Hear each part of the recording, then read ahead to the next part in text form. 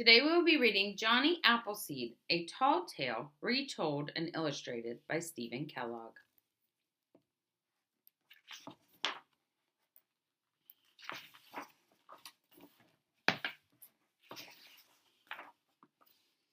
John Chapman, who later became known as Johnny Appleseed, was born on September 26, 1774, when the apples on the trees surrounding his home in Leominster, Massachusetts, were as red as the autumn leaves.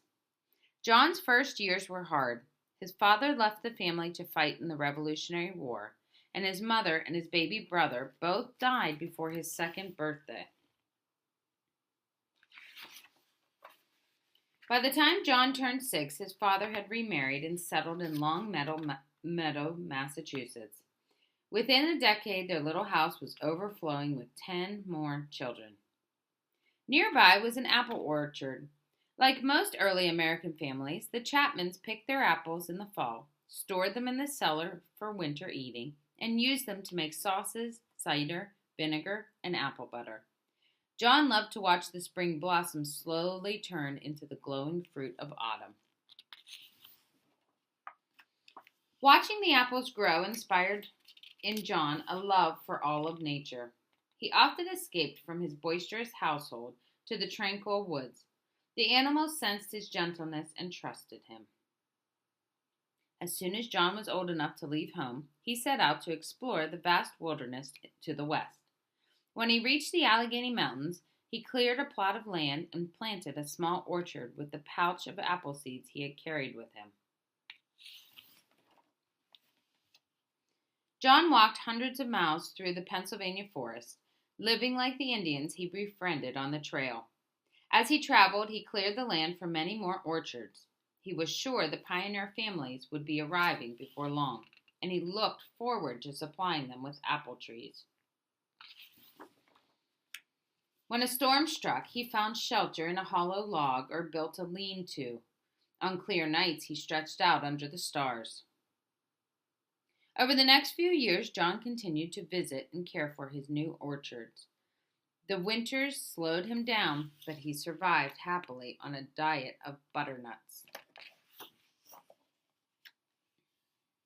One spring, he met a band of men who boasted that they could lick their weight in wildcats. They were amazed to hear that John wouldn't hurt an animal and had no use for a gun. They challenged John to compete at wrestling, the favorite frontier sport. He suggested a more practical contest, a tree chopping match.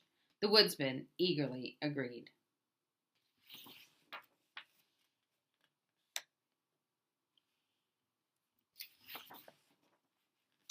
When the sawdust settled, there was no question about who had come out on top. John was pleased that the land for his largest orchard had been so quickly cleared. He thanked the exhausted woodsmen for their help and began planting. During the next few years, John continued to move westward. Whenever he ran out of apple seeds, he hiked to the eastern cider presses to replenish his supply. Before long, John's plantings were spread across the state of Ohio. Meanwhile, pioneer families were arriving in search of home sites and farmland. John had located his orchards on the routes he thought they would be traveling. As he had hoped, the settlers were eager to buy his young trees. John went out of his way to lend a helping hand to his new neighbors. Often he would give his trees away. People affectionately called him Johnny Appleseed, and he began using the name. He particularly enjoyed entertaining children with tales of his wilderness adventures and stories from the Bible. In 1812, the British incited the Indians to join them in another war against the Americans. The settlers feared that Ohio would be invaded from Lake Erie. It grieved Johnny that his friends were fighting each other, but when he saw the smoke of burning cabins, he ran through the night, shouting a warning at every door.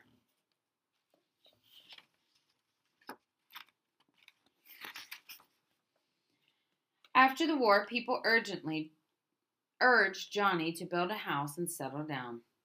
He replied that he lived like a king in his wilderness home and he returned to the forest he loved. During his long absences, folks enjoyed sharing their recollections of Johnny. They retold his stories and sometimes they even exaggerated them a bit. Some recalled Johnny sleeping in a treetop hammock and chatting with the birds. Others remembered that a rattlesnake had attacked his foot. Fortunately, Johnny's feet were as tough as elephant's hide, so the fangs didn't penetrate. It was said that Johnny had once tended a wounded wolf and then kept him for a pet. And an old hunter swore he had seen Johnny frolicking with a bear family. The storytellers outdid each other with tall tales about his feats of survival in the untamed wilderness.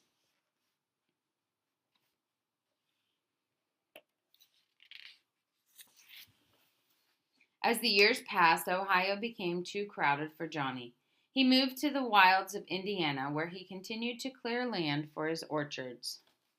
When the settlers began, Johnny recognized some of the children who had listened to his stories.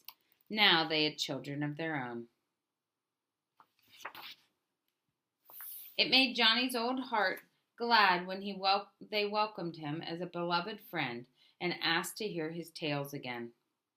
When Johnny passed 70, it became difficult for him to keep up with his work. Then, in March of 1845, while trudging through a snowstorm near Fort Wayne, Indiana, he became ill for the first time in his life. Johnny asked for shelter in a settler's cabin, and a few days later, he died. Curiously, Johnny's stories continued to move westward without him. Folks maintained that they'd seen him in Illinois or that they'd greeted him in Missouri, Arkansas, or Texas. Others were certain that he'd planted trees on the slope of the Rocky Mountains or in California's distant valleys. Even today, people still claim that they've seen Johnny Appleseed.